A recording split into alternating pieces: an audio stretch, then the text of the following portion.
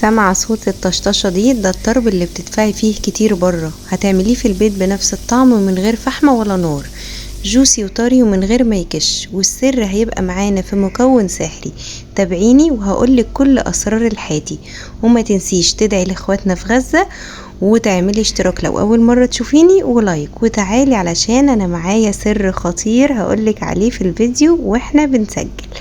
بصي بقى يا ستي، السندوتشات بتاعتي كانت حكاية. انا جبت اللحمة بتاعتي وحطيت لها بصل، والتوابل مكتوبة قدامك اهو، وطبعا مش هننسى الملح. بالنسبة بقى للحمة بتاخد قد ايه، انا كنت عاملة 2 كيلو لحمة عليهم كيلو الا ربع بصل. البصل بتاعي عملت شوية احمر وشوية ابيض، ده ينفع وده ينفع، انا عملت الاتنين عشان اوريكي ان الاتنين مفيش اي فرق بينهم. استخدمي اللي يناسبك عادي. ضربت البصل بتاعي في الكبة كويس، وبعدين صفيته. طبعا ممكن تحطي خضرة مفرومة مفيش مشكلة، لكن بصراحة انا ما حطيتش. صفيت البصل كويس من المية بتاعته عشان المية دي السبب اللي بتخليه يفك.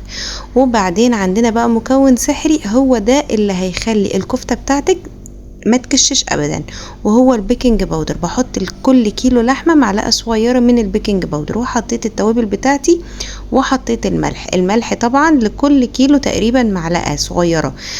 بس انا حطيت بالنظر كده، انا ببقى عارفه تقريبا قد ايه. وافضل اعجن بقى في الكفته بتاعتي كويس قوي لحد لما توصل ان هي عامله خيوط عنكبوتيه كده.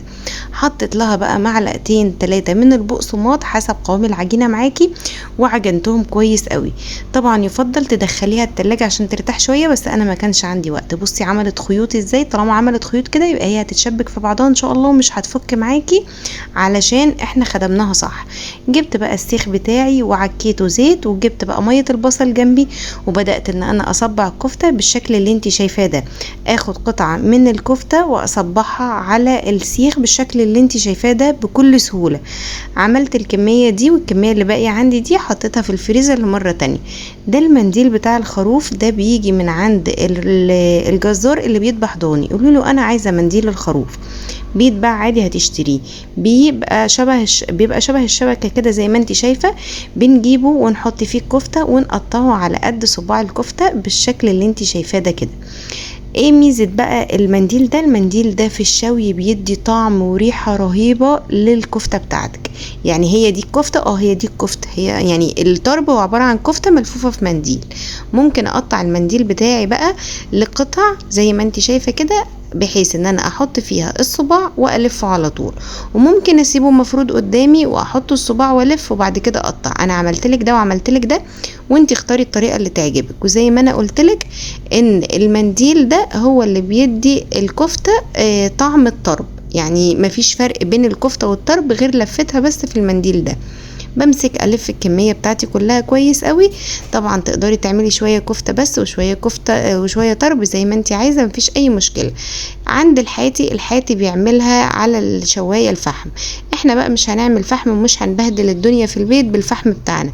فاحنا هنعمل ايه، هنلف كل الطرب بتاعي بالشكل ده كده، وهنجيب الشوايه الفحم والشوايه الكهرباء. ولو ما عندكيش الشوايه دي تقدري ترصيهم في صينيه وتدخليهم الفرن. انا سخنت الشوايه بتاعتي وبدات احطهم على الشوايه وهي سخنه. مش لازم ادهن الشوايه ابدا علشان هو بينزل منه دهون كتير، لان المنديل ده عباره عن طبقه من الدهون. الطبقه من الدهون دي الدهون اللي فيها بقى بتسيح، فبينزل عندي دهون زي ما انت شايفه كده. في دهون اهيت في الشوايه قدامك، وده بسبب المنديل بقى. بدأت ان انا اشويهم واقلبهم وهم على النار، والمكان اللي يفضى احط فيه طرب تاني. وبعدين قلت مفيش مشكلة نحط في الحتة الفاضية دي، مش لازم كله ياخد التضليعة معايا. وعملت كام صباع كفتة اهو، عشان في عندي كده طفل في البيت زي الاطفال اللي عندنا كلنا بيعترض على اي اكل ايا كان، فببقى عاملة حسابي انه ممكن يعترض فاعمل حاجة تانية بديل.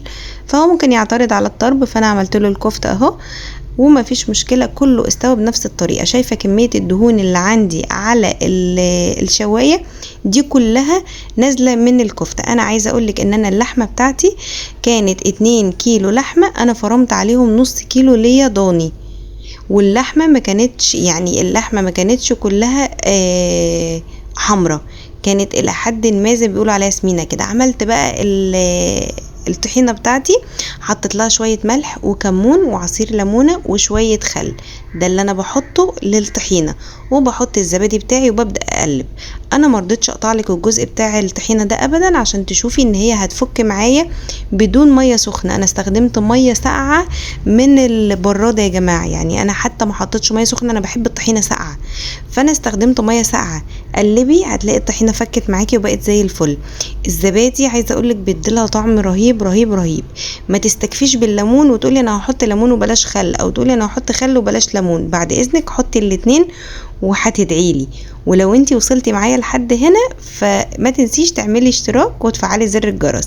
انا بقى ولعت فحمية على النار، لما بقت حمرة خالص كده زي الجمر رحت جايباها حطاها في الشواية وهي شغالة في الدهون اللي نازلة من الطرب دي، وطلعت معايا دخان رهيب زي ما انت شفتي. غطيت وسبتها بقى، كتمت الدخان ده جواها عشان الدخان ده اللي هيديني طعم الفحم، وكأني شوياها على الشوايه الفحم زي الحاتي بالظبط. وبعدين جبت بقى الطحينه بتاعتي والعيش البلدي عملته زي الجيب كده، وبدأت ان انا احط الطحينه جوه الساندوتش، واحط شويه من الكابوتشا، ممكن بقى تحطي جرجير، ممكن تحطي اي خضار انت بتحبيه، وحطيت شرايح من الطماطم وحطيت الطرب، وعملت بقى سندوتشات رهيبه يا جماعه. شوفي بقى لو انتي بره البيت هتجيبي الساندوتش ده بكام، وطبعا مش هيبقى بالجمال ده. وبصي برضو عايزه اقولك على سر تاني انا عملته. اللحمه بتاعتي ما كانتش كلها لحمه عجالي، انا كنت حاطه كيلو ضاني مع كيلو عجالي ومعاهم ربع كيلو ليا ضاني، طلعت تحفه يا جماعه.